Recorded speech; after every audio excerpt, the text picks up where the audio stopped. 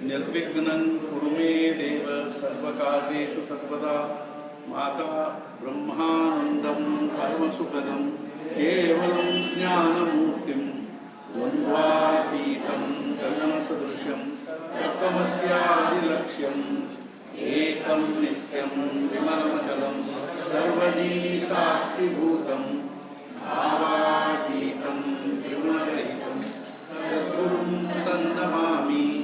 गुरुर्ब्रह्मा गुरुर्विष्णुः गुरुर्देवो महेश्वरः गुरुः साक्षात् परब्रह्म तस्मै श्री गुरवे नमः।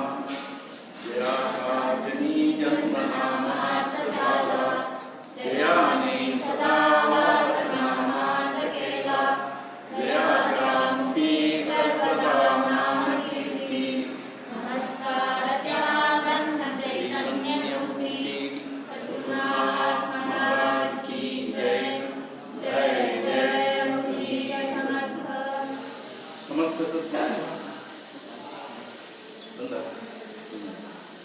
सद्गुरु ಶ್ರೀ ಬ್ರಹ್ಮಚೈತನ್ಯ ಮಹಾರಾಜರ ಸದ್ಗುರು ಶ್ರೀ ಬ್ರಹ್ಮಾನಂದ ಮಹಾರಾಜರ ಅನುಗ್ರಹದಿಂದ ಕಳೆದ ಅನೇಕ ದಿನಗಳಿಂದ ನಾವು ಶ್ರೀ ಸದ್ಗುರುಗಳ ದಿವ್ಯ ಸಾನ್ನಿಧ್ಯದಲ್ಲಿ ಸ್ವಾಧ್ಯಾಯವನ್ನು ಮಾಡ್ತಾ ಇದ್ದೀವಿ.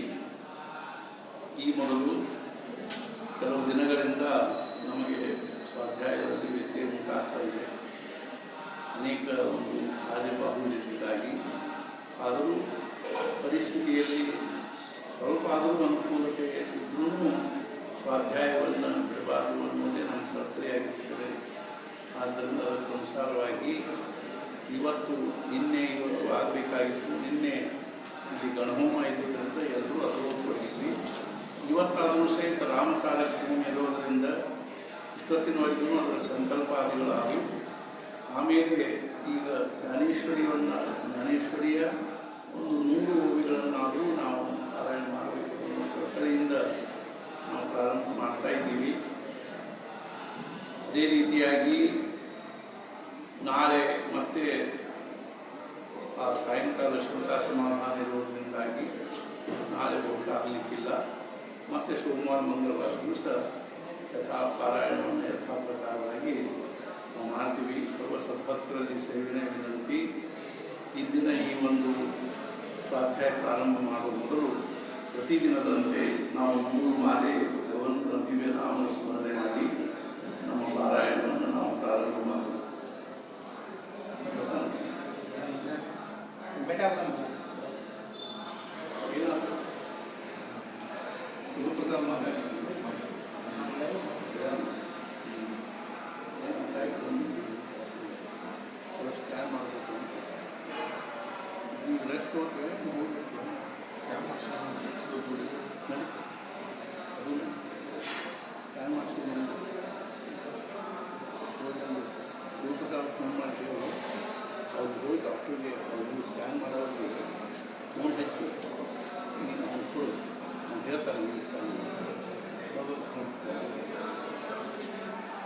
ಸ್ಕ್ಯಾನ್ ಮಾಡಿಸ್ಕೊಂಡು ಪ್ರತ್ಯೇಕ ಮಾಡ್ಕೊಂಡು ಕೇಳೋದು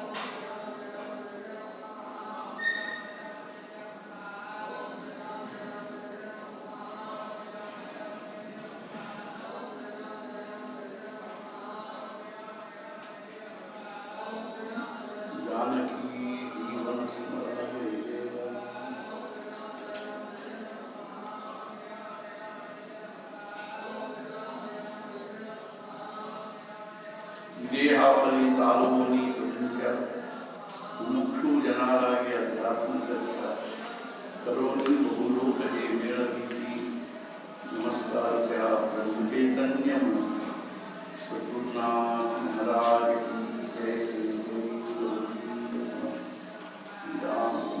समर्थ सद्गुरु श्री ब्रह्मदेव महाराज सद्गुरु श्री ब्रह्मानंद महाराज ಅನುಗ್ರಹದಿಂದ ನಾವು ಇಂದು ಶ್ರೀ ಸದ್ಗುರು ದಿವ್ಯ ಸಾನ್ನಿಧ್ಯದಲ್ಲಿ ಶ್ರೀ ಜ್ಞಾನೇಶ್ವರಿಯ 2ನೇ ಅಧ್ಯಾಯದ 301ನೇ ಓವಿಯನ್ನು ಪ್ರಾರಂಭ ಮಾಡ್ತಾ ಇದ್ದೀವಿ. ಅದೇ ರೀತಿಯಾಗಿ ಇಂದು ಒಂದು 100 ಓವಿಗಳನ್ನು ನಾವೆಲ್ಲರೂ ಶ್ರವಣ ಮಾಡೋಣ. ಆಮೇಲೆ ಬ್ರಹ್ಮಚೈತನ್ಯ ಚಿಂತನೆಯಲ್ಲಿಯ ಒಂದು ಪ್ರವಚನದಲ್ಲಿಯ ಕೆಲವು ಪುಟಗಳನ್ನು ಶ್ರವಣ ಮಾಡೋಣ. ಆಮೇಲೆ ಸೋಮವಾರ ದಿವಸ ಈಗಾಗಲೇ ನಮ್ಮದು ಭಗವಂತನ ಅನುಸಂಧಾನ ಅರ್ಥಾತ್ ಸಾಧನೆ ಪ್ರಾಣ ಪುಸ್ತಕ ಶ್ರವಣ ಆಗಿದೆ. ಇನ್ನು ಮುಂದೆ ಶರಣಾಗತಿ ಅನ್ನುವಂಥ ಪುಸ್ತಕವನ್ನು ನಾವು ಈಗಾಗಲೇ ಸಮಯವಾಗಿರೋದ್ರಿಂದ ಸೋಮವಾರದಿಂದ ಅದನ್ನು ಪ್ರಾರಂಭ ಮಾಡೋಣ. ಶ್ರೀರಾಮ ಸಮರ್ಥ. ಯದಾ ಸಂಹರ್ತೆ ಚಾಯಂ ಕೂರ್ಮೋಗಾಮೀವ ಸರ್ವಶಕ್ತಿ. ಅಲ अलंकार अलंकापुरी पुण्यभूमि पवित्र इथे नांदतो ज्ञान राजा सुपात्र या आठवीता महापुण्य राशि नमस्कार माता सद्गुरु ज्ञानेश्वरासी ज्ञानेश्वर महाराज की जय। कुंडलीक वरदा श्री ज्ञानदेव तुकाराम पंढरीनाथ महाराज की जय। जय जय रघुवीर समर्थ। यदा संहरते चायं पूर्वोकानीव सर्वशः इंद्रियाणीಂದ್ರಿಯಾರ್ಥೇಭ್ಯಸ್ಯ ಪ್ರಜ್ಞಾ ಪ್ರತಿಷ್ಠಿತಾ। ಆಮೆಯು ತನ್ನ ಅವಯವಗಳನ್ನು ಎಲ್ಲ ಕಡೆಯಿಂದಲೂ ಒಳಗೆ ಎಳೆದುಕೊಳ್ಳುವಂತೆ ಅವನು ತನ್ನ ಇಂದ್ರಿಯಗಳನ್ನು ವಿಷಯಗಳಿಂದ ಒಳಗೆ ಎಳೆದುಕೊಳ್ಳುತ್ತಾನೆ. ಆಗ ಅವನ ಬುದ್ಧಿಯು ಸ್ಥಿರವಾಗಿರುವುದೆಂದು ತಿಳಿಯಬೇಕು. ಅಥವಾ ಆಮೆ ಇರುವಾಗ ಪ್ರಸನ್ನ ಮಾಡುವುದು ಅವಯವ ಪ್ರಸರಣ, ಅಥವಾ ಬೇಡವೆನಿಸಿದಾಗ ಆಕರ್ಷಣ ತನ್ನೊಳಗೆ ಮಾಡಿಕೊಳ್ಳುವುದು. ಅದರಂತೆ ಯಾರದಿರುವುದೋ ಇಂದ್ರಿಯ ನಿಯಂತ್ರಣ ಮಾಡುವುದು ಅವನ ಆಜ್ಞಾ ಪಾಲನ, ಅವನದು ಪ್ರತಿಷ್ಠಿತ ಪ್ರಜ್ಞಾ ನಿಶ್ಚಿತವಾಗಿ. ವಿಷಯಾಭಿವರ್ತಂತೆ ನಿರಾಹಾರಸ್ಯ ದೇಹಿನಃ ರಸವರ್ಜ್ಯಂ ರಸೋಪ್ಯಸ್ಯ ಪರಂ ದೃಷ್ಟ್ವಾ ನಿವರ್ತತೆ. ಆಹಾರ ತೆಗೆದುಕೊಳ್ಳುವ ಮನುಷ್ಯನಿಗೆ ರಸ ವಿಷಯ ಬಿಟ್ಟು ಉಳಿದೆಲ್ಲ ವಿಷಯಗಳು ನಿವೃತ್ತವಾಗುತ್ತವೆ. ಆದರೆ ಪರಬ್ರಹ್ಮನ ಜ್ಞಾನವಾದ ಮೇಲೆ ಈ ರಸ ವಿಷಯದ ಹಾಗೂ ಉಳಿದೆಲ್ಲ ವಿಷಯಗಳ ಆಸಕ್ತಿಯೂ ಕೂಡ ಇಲ್ಲದಂತಾಗುತ್ತದೆ.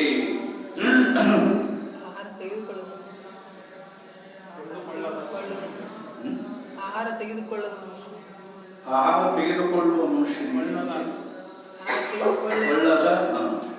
ಆಹಾರ ತೆಗೆದುಕೊಳ್ಳದ ಮನುಷ್ಯನಿಗೆ ರಸ ವಿಷಯ ಬಿಟ್ಟು ಉಳಿದೆಲ್ಲ ವಿಷಯಗಳು ನಿವೃತ್ತವಾಗುತ್ತವೆ. ಆದರೆ ಪರಬ್ರಹ್ಮನ ಜ್ಞಾನವಾದ ಮೇಲೆ ಈ ರಸ ವಿಷಯದ ಹಾಗೂ ಉಳಿದೆಲ್ಲ ವಿಷಯಗಳ ಆಸಕ್ತಿಯೂ ಕೂಡ ಇಲ್ಲದಂತಾಗುತ್ತದೆ. ನಿರಾಹಾರಸ್ಯ ಆಹಾರ ತೆಗೆದುಕೊಳ್ಳದೆ ಇರುವ ಮನುಷ್ಯನಿಗೂ ಕೂಡ ರಸ ವಿಷಯ. ಇನ್ನೊಂದು ವಿಷಯ ಅರ್ಜುನ ಹೇಳುವೆನು ಕೇಳು, ಆಶ್ಚರ್ಯಪೂರ್ಣ.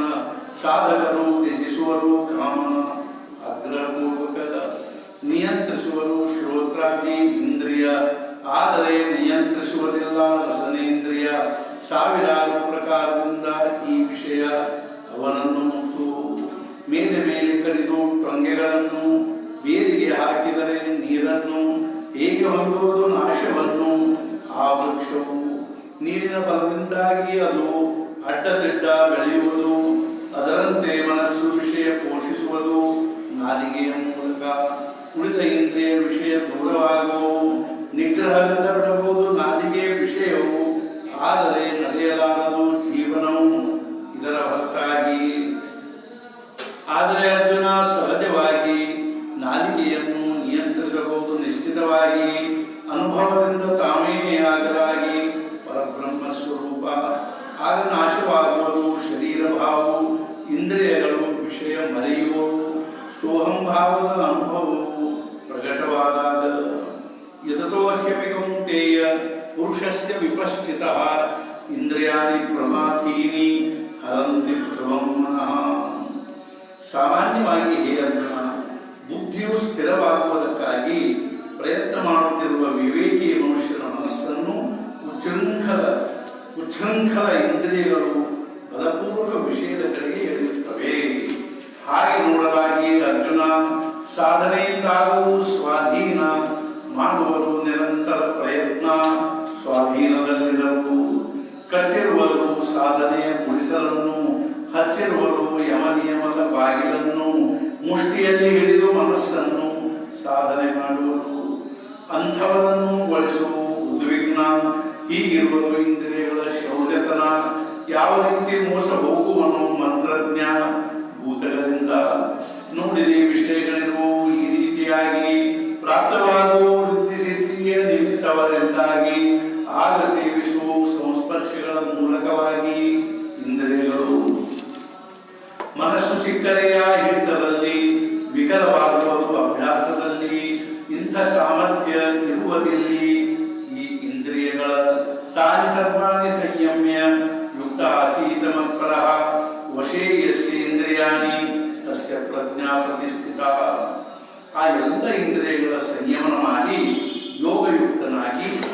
ತನ್ನಿಯೇ ಚಿತ್ತವನ್ನಿಟ್ಟವನಾಗಿರಬೇಕು. ಯಾರ ಇಂದ್ರಿಯಗಳು ಸ್ವಾಧೀನದಲ್ಲಿರುತ್ತವೆಯೋ ಅವನ ಬುದ್ಧಿಯು ಸ್ಥಿರವಾಗಿರುತ್ತದೆಂದು ತಿಳಿಯಬೇಕು. ಆದ್ದರಿಂದ ಕೇಳು ಅರ್ಜುನ, ಸಂಪೂರ್ಣ ಮಾಡಬೇಕಿವುಗಳ ದಮನ, ಆಸ್ಥೆಯನ್ನು ಮಾಡಿ ವಿಸರ್ಜನ ವಿಷಯಗಳ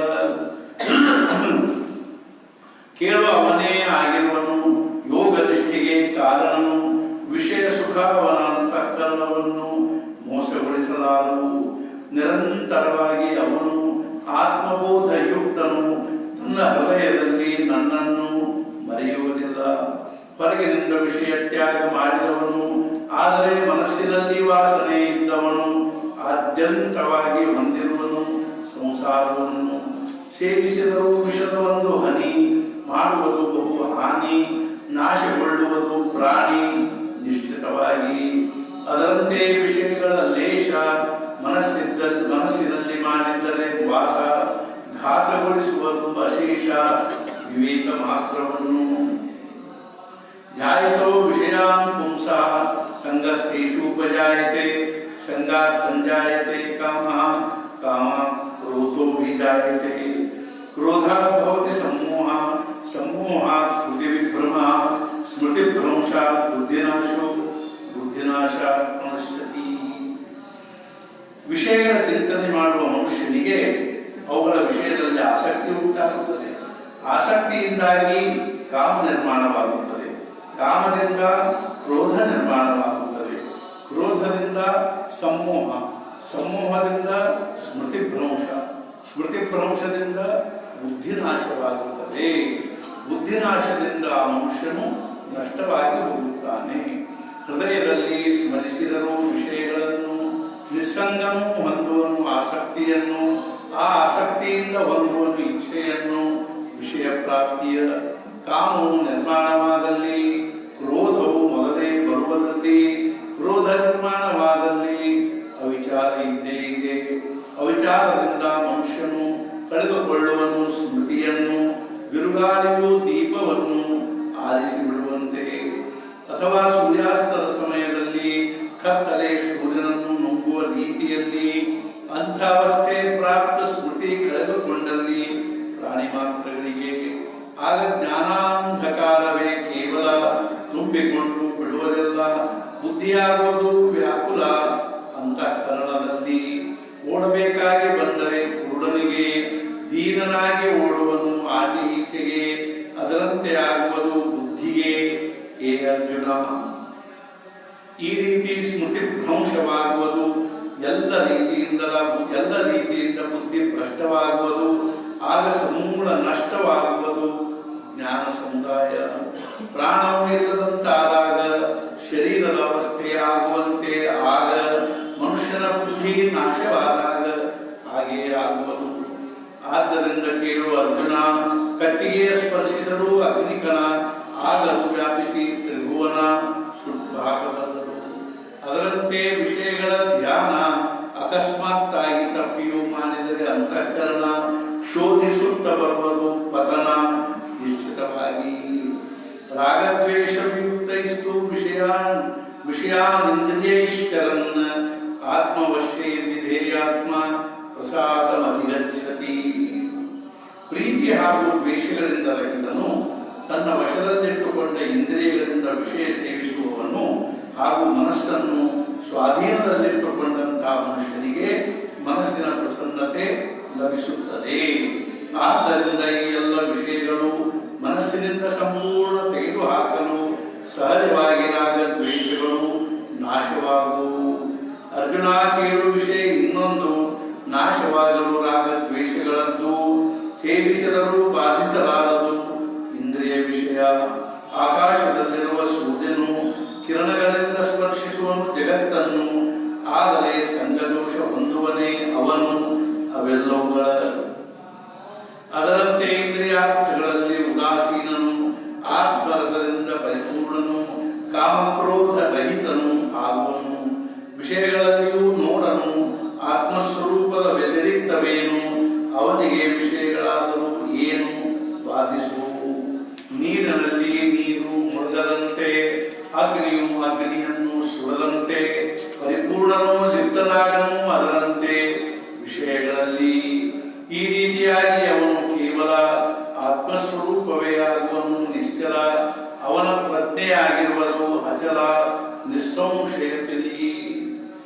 प्रसादे सर्वदुःखानां हानिरस्योपजायते प्रसन्नचेतसो ह्याशु बुद्धिपर्यवतिष्ठते.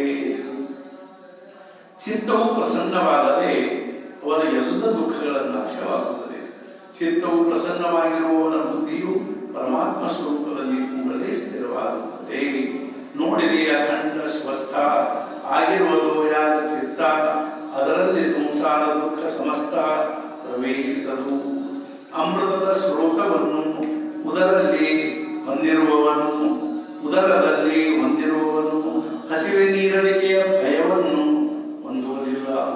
ಅದರಂತೆ ಹೃದಯ ಪ್ರಸನ್ನವಾಗಿರುವುದು ಹೇಗೆ ಪ್ರಾಪ್ತವಾಗುವ ದುಃಖಗಳು ಬುದ್ಧಿಯು ತಾನಾಗಿಯೇ ಪರಮಾತ್ಮನು ಸ್ಥಿರವಾಗುವುದು. ನಿರ್ವಾತದಲ್ಲಿಯ ದೀಪವು ಅಲುಗಾಡಲು ಸ್ವಲ್ಪವು, ಅದರಂತೆ ಬುದ್ಧಿಯಾಗುವುದು ಯೋಗಯುಕ್ತವು ಸ್ವರೂಪಾವಸ್ಥಿತ.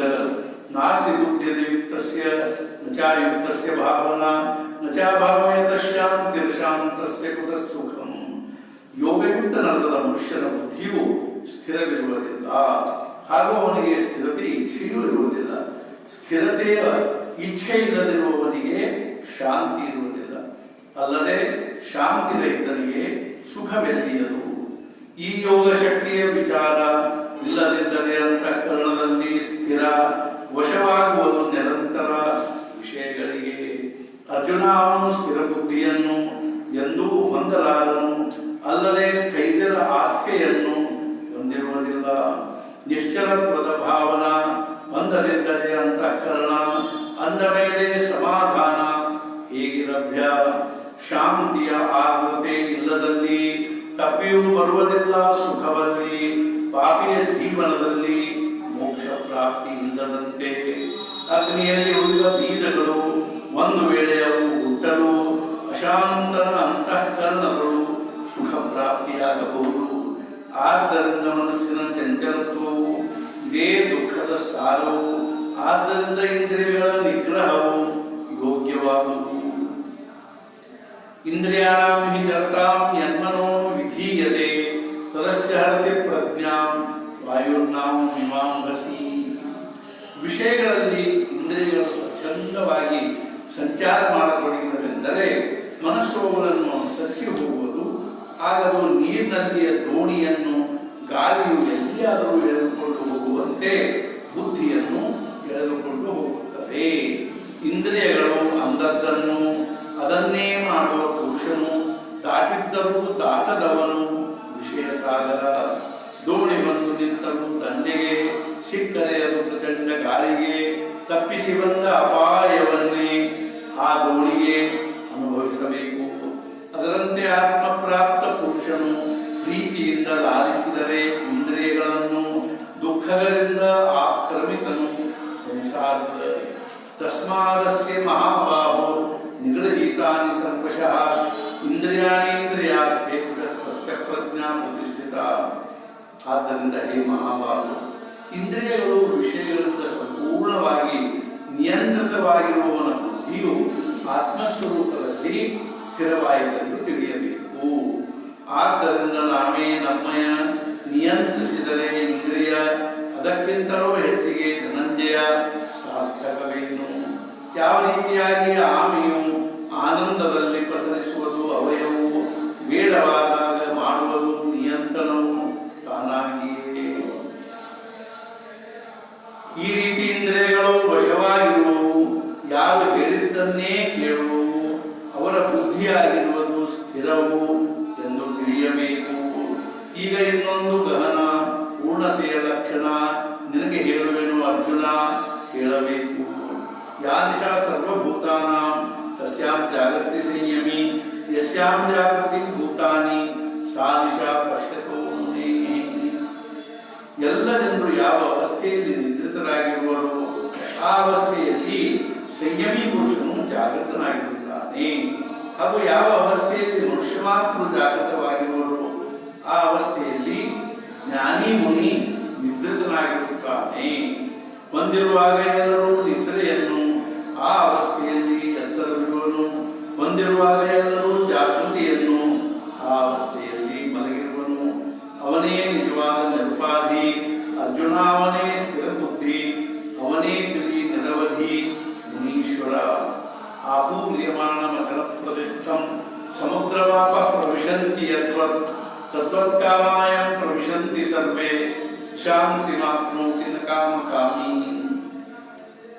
ಯಾವ ರೀತಿಯಾಗಿ ನೀರು ಎಲ್ಲ ಕಡೆಯಿಂದ ತುಂಬುತ್ತಿದ್ದರೂ ತನ್ನ ಮರ್ಯಾದೆಯನ್ನು ಮೀರದಿರುವ ಸಮುದ್ರದಲ್ಲಿ ಪ್ರವೇಶ ಮಾಡುತ್ತದೆಯೋ ಅದರಂತೆ ಯಾವ ಮನುಷ್ಯನಲ್ಲಿ ಯಾವುದೇ ವಿಕಾರವನ್ನು ಉಂಟು ಮಾಡದೆ ಎಲ್ಲ ಇಚ್ಛೆಗಳು ಪ್ರವೇಶ ಮಾಡುತ್ತವೆಯೋ ಅವನಿಗೆ ಶಾಂತಿ ಸಿಗುತ್ತದೆ, ವಿಷಯಗಳ ಅಪೇಕ್ಷೆ ಮಾಡುವವನಿಗೆ ಸಿಗುವುದಿಲ್ಲ. ಅರ್ಜುನ ಇನ್ನೊಂದು ಪ್ರಕಾರದಲ್ಲಿ ಅವನನ್ನು ಗುರುತಿಸಬಹುದಿಲ್ಲಿ. ಅಕ್ಷೋಭತೆ ಇರುವಂತೆ ಸಾಗರದಲ್ಲಿ ಅಖಂಡವಾದ ಸಮಸ್ತ ನದಿಯ ಪ್ರವಾಹವು ತುಂಬಿ ಹರಿದು ಸೇರುವವು.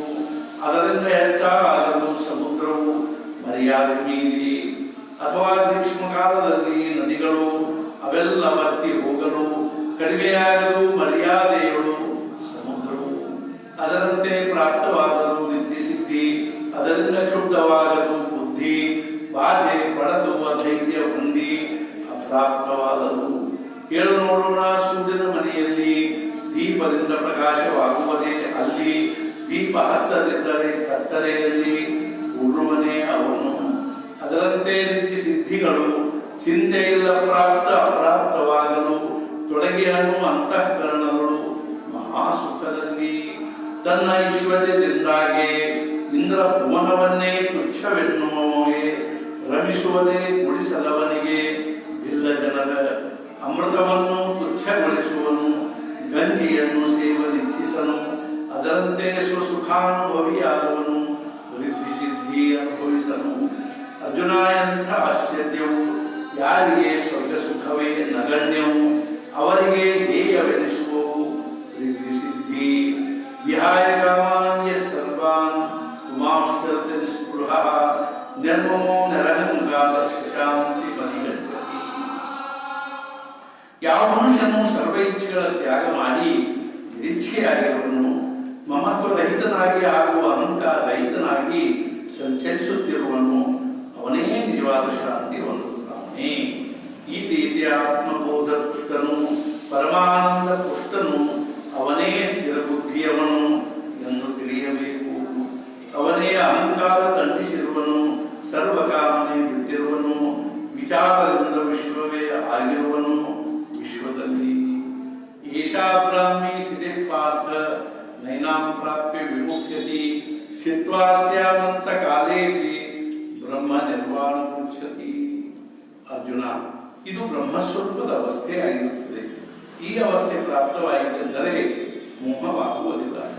ಅಂತಕಾಲದಲ್ಲಿಯೂ ಕೂಡ ಈ ಅವಸ್ಥೆಯಲ್ಲಿ ಸ್ಥಿರವಾಗಿ ಅವನು ಬ್ರಹ್ಮಾನಂದ ಹೊಂದುತ್ತಾನೆ. ಈ ಬ್ರಾಹ್ಮಿ ಸ್ಥಿತಿ ನಿಸ್ಸೀಮ, ಇದನ್ನು ಅನುಭವಿಸುವವನೇ ನಿಷ್ಕಾಮ, ಹೊಂದುವನು ಪರಬ್ರಹ್ಮ ಅನಾಯಾಸವಾಗಿ. ಚಿದ್ರೂಪದಲ್ಲಿ ಸೇರಲಾಗಿ, ದೇಹಾಂತದಲ್ಲಿ ವ್ಯಾಕುಲತೆ ನಿಶ್ಚಿತವಾಗಿ, ಚಿತ್ತದಲ್ಲಿ ಆಗಲು ಲೇಷವಾಗಿ ಜ್ಞಾನಿ ಮನುಷ್ಯನ. ಅದೇ ಈ ಸ್ಥಿತಿಯನ್ನು ಸ್ವಮುಖದಿಂದ ಶ್ರೀಕೃಷ್ಣನು ಅರ್ಜುನನಿಗೆ ಹೇಳಿದನು. ಸಂಜಯನೆಂದನು. ಈ ರೀತಿ ಕೇಳಿ ಶ್ರೀಕೃಷ್ಣನ ವಚನ ಮನಸ್ಸಿನಲ್ಲಿ ಅಂದುಕೊಂಡನು. ಅರ್ಜುನ, ಈ ವಿಚಾರ ಸರಣಿ ಜನಾರ್ದನ ನನಗಾಗಿಯೇ ಪ್ರಾರಂಭಿಸಿರುವನು. ಈ ಎಲ್ಲ ಕರ್ಮ ಸಮುದಾಯವನ್ನು ಭಗವಂತನೇ ನಿರಾಕರಿಸಿರುವನು. ಅಂದ ಮೇಲೆ ಯುದ್ಧ ಮಾಡುವುದನ್ನು ನಿರಾಕರಿಸಿದನು ತಾನಾಗಿಯೇ. ಈ ರೀತಿಯ ಶ್ರೀ ಅಚ್ಯುತನ ವಚನ ಕೇಳಿ ಪ್ರಸನ್ನನಾದನು ಅರ್ಜುನ. ಈಗ ಮಾಡುವ ಉತ್ತಮ ಪ್ರಶ್ನ ಸಂಶಯ ಭಾವದಿಂದ. ಆ ಪ್ರಸಂಗವೇ ಶ್ರೇಷ್ಠ ವಿಚಾರ, ಎಲ್ಲ ಧರ್ಮಗಳ ಆಗರ ಅಥವಾ ವಿವೇಕಾಮೃತ ಸಾಗರ ಅಮರ್ಯಾದ. ಈ ಯಾವ ಸರ್ವಜ್ಞನಾಥ ನಿರೂಪಿಸುವನು ಯಾವ ಸರ್ವಜ್ಞನಾಥ ನಿರೂಪಿಸುವನು ಶ್ರೀ ಅನಂತ. ಹೇಳುವನು ಜ್ಞಾನದೇವ ಸಮಸ್ತ, ಹೇಳುವನು ಜ್ಞಾನದೇವ ಸಮಸ್ತ ನಿವೃತ್ತಿದಾಸ. ಶ್ರೀ ಜ್ಞಾನದೇವರ ಜ್ಞಾನೇಶ್ವರಿಯನ್ನು ಮರಾಠಿಯಿಂದ ಕನ್ನಡಕ್ಕೆ ಅನುವಾದಿಸಿದನು. ಬ್ರಹ್ಮಚೈತನ್ಯ ಮುಗುಳುತ್ತಾವಧೂತನು ಶ್ರೀ ಗುರುಕೃಪೆಯಿಂದ. ಇತಿ ಶ್ರೀ ಜ್ಞಾನದೇವ ವಿರಚಿತಾಯಾಂ ಭಾವಾರ್ಥ ದೀಪಿಕಾಯಾಂ ದ್ವಿತೀಯೋಧ್ಯಾಯಃ. ಶ್ರೀಕೃಷ್ಣಾರ್ಪಣಮಸ್ತು. ಶ್ರೀರಾಮ್ ಶ್ರೀರಾಮ್ ಶ್ರೀರಾಮ್. ಸದ್ಗುರುನಾಥ ಮಹಾರಾಜ್ ಕಿ ಜೈ. ಜೈ ಜೈ ರಘುವೀರ ಸಮರ್ಥ. ಶ್ರೀರಾಮ ಸಮರ್ಥ. ಜೈ ಜೈ ರಾಮಕೃಷ್ಣ ಹರಿ. ಈಗ ಈ ವಿಶ್ವಾತ್ಮಕ ದೇವರನ್ನು, ಈ ವಾಕ್ಯ ವಾಕ್ಯಜ್ಞದಿಂದ ಘೋಷಿಸುವೆನು ಸಂತುಷ್ಟನಾಗಿ ಕೊಡಬೇಕಿದನು ಪ್ರಸಾದದ ದುಷ್ಟರ ಕುಟಿಲತೆ ದೂರವಾಗಲಿ ಸತ್ಕರ್ಮದಲ್ಲಿ ಪ್ರೀತಿ ಹೆಚ್ಚಾಗಲಿ ಪ್ರಾಣಿ ಮಾತ್ರದಲ್ಲಿ ಪ್ರೇಮ ಬೆಳೆಯಲಿ ಜೀವ ಭಾವದಿಂದ ದೂರವಾಗಲಿ ಪಾಪ ತಿಳಿದ ವಿಶ್ವಕಾಣಿ ಸ್ವಧರ್ಮ ಭಾಸ್ಕರ ಪಡೆಯಲಿ ಪ್ರಾಣಿ ಮಾತ್ರ ಬಯಸಿದ್ದಲ್ಲ ವರ್ತಿಸುತ್ತ ಸಕಲ ಮಂಗಲ ಸಂತ ಸಮೂಹ ಈಶ್ವರ ಭೂಮಂಡಲದಿ ಸದಾಕಾಲ ಭೇಟಿಯಾಗಲಿ ಜನರಿಗೆ ಸಚಲ ಕಲ್ಪತರುಗಳ ತೋಟವು ಚೈತನ್ಯ ಚಿಂತಾಮಣಿಯ ಗ್ರಾಮವು ಮಾತನಾಡುವ ಸಮುದ್ರವು ಅಮೃತದ ಚಂದ್ರರಾಗಿದ್ದು ಲಾಂಛನ ಸೂರ್ಯರಾಗಿದ್ದು ತಾಪಹೀನ ಸದಾ ಸರ್ವರಿಗೂ ಸಜ್ಜನ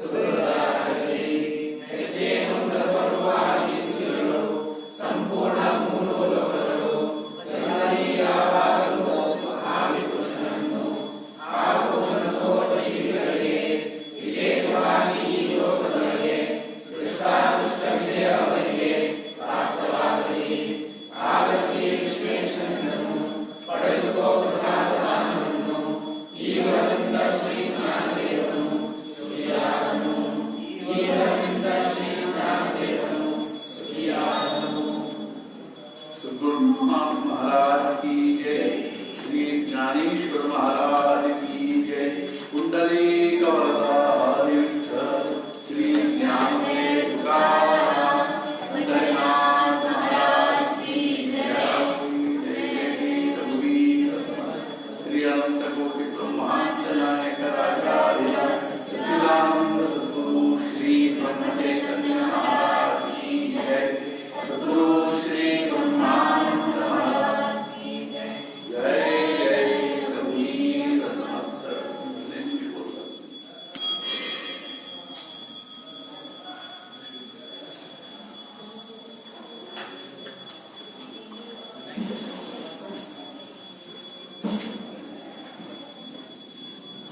ರೋಷನಿ ಪತ್ನಿಗಳು ಆಗಿದ್ದೇನೆ ಹಾಗೆ 28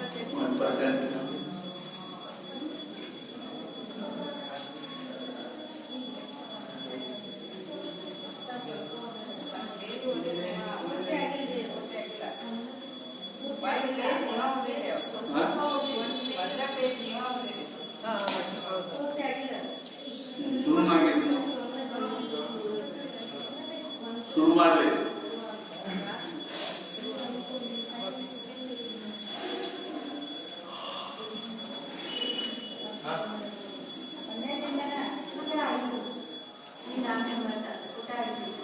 ಈ ಅರಿವು ಯಾವಾಗಲೂ ಲೋಪವಾಗುವುದಿಲ್ಲ, ಅದು ಯಾವುದೇ ಅವಸ್ಥೆಯಲ್ಲಿಯೂ ಇರುತ್ತದೆ.